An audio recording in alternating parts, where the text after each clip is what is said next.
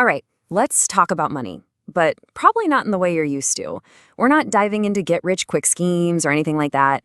Instead, we're going to look at a totally different framework, one where money becomes a tool you can use to design a life filled with intention, balance, and ultimately, real freedom.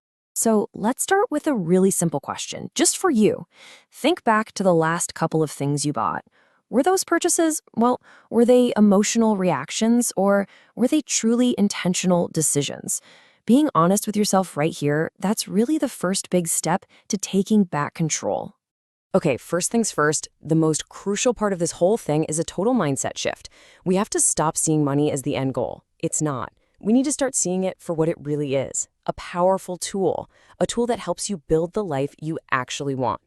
You know, so many of us are taught to chase money for status or to build some kind of identity. But honestly, that's just a trap. The real power of money isn't about the stuff you can buy. It's about what it gives you. Things like security, real opportunity, and the freedom to make choices that aren't just about surviving until your next paycheck. And that's exactly why starting now is so important. It doesn't matter how old you are. Every smart, disciplined choice you make with your money today, it doesn't just add up. It compounds. It's like a snowball rolling downhill, getting bigger and bigger, opening up more and more doors for you in the future. Okay, so we've talked about the mindset. Let's get practical now and see how this all actually builds out. We're shifting from the why to the how. We're going to lay the groundwork with some simple but incredibly powerful habits that create genuine stability and, that peace of mind we're all after. Look, budgeting sounds intimidating, but it really doesn't have to be complicated. A fantastic place to start is the 50-30-20 rule. It's super straightforward. 50% of your income for your needs. Think rent, groceries, the essentials. Then 30% for your wants. And here's the key part. A non-negotiable 20% goes straight to savings. It's just a simple framework, but it gives you so much clarity and control.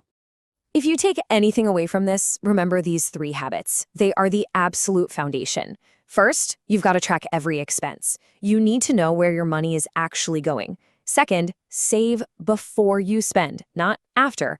Pay yourself first. And third, and this is a big one, you have to avoid lifestyle inflation. Let's zoom in on that last one because it's so important.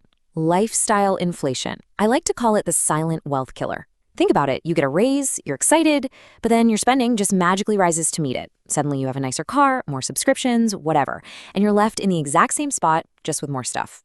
Learning to avoid that is how you turn a bigger paycheck into actual lasting wealth. So, what's your first major goal? Building an emergency fund. Seriously, this isn't just money sitting in an account, it's your buffer. It's your shield against all the unexpected curveballs life loves to throw at us.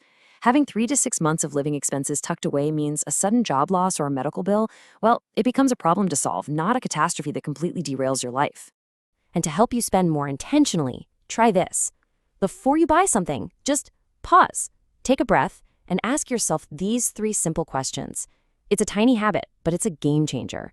It shifts you from being a reactive impulse buyer to someone who makes proactive, goal-oriented decisions.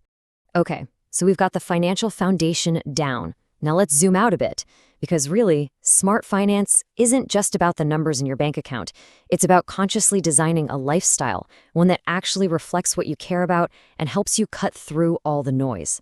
A huge piece of this is something called minimalism. And I know what you might be thinking, but it is not about deprivation. It's not about having nothing. It's about focus. It's about being intentional.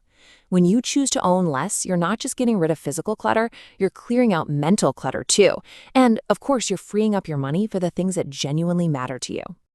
And that brings me to something that's actually even more valuable than your money. Seriously, it's your attention.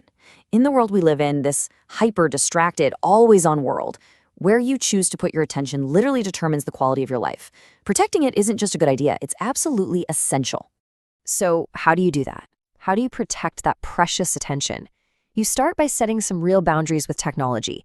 Think of it like a digital detox. And look, this isn't about escaping from the world. It's about being more present in it.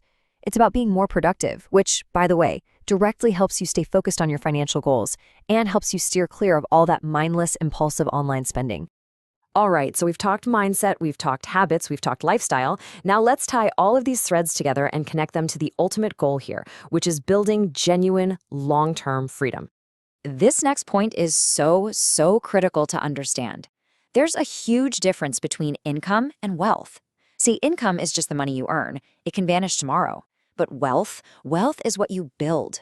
It's a solid combination of your assets, your skills, and the stability you create with your habits.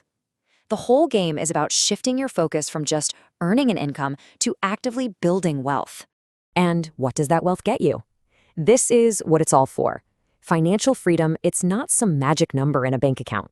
It's simpler and way more powerful than that. It's having choices. It's having the flexibility to decide how you spend your time, what kind of work you do, and to do it all without being chained to debt. So how do you actually start planning for that kind of freedom? Well, you start by asking yourself some really important strategic questions. This is way bigger than just saving money. It's about actively thinking, how can I build my skills to earn more? And what kind of lifestyle truly makes me happy without all the unnecessary stuff? It's about creating a crystal clear vision for the future you actually want to live. Look, we've covered a lot of ground, and all these ideas are great, but they're completely useless if you don't do anything with them. So let's bring this all down to earth. Let's create one simple, immediate challenge that you can start, like, right now, in the next 24 hours.